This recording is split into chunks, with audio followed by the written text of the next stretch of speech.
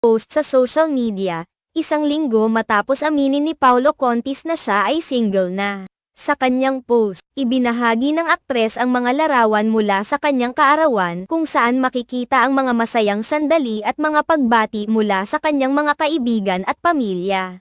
Tila nga, ang mga larawan ay agad nag-viral at umani ng maraming positibong komento mula sa kanyang mga taga-suporta. Ang post ni Yen ay naganap pagkatapos ng halos 6 na buwan ng mga spekulasyon at usap-usapan ukol sa umano'y hiwalayan nila ni Paulo. Ang mga chismis ay nagsimula nang mapansin ng publiko ang ilang hindi karaniwang galaw nina Paulo at Yen sa kanilang social media accounts. Kamakailan lamang, sa isang episode ng *Fast Talk with Boy Abunda, inamin ni Paulo na siya ay single na matapos tanungin ng host kung siya ba ay single o taken. Ang kanyang diretsahang sagot ay nagbigay linaw sa mga tao na wala na silang relasyon.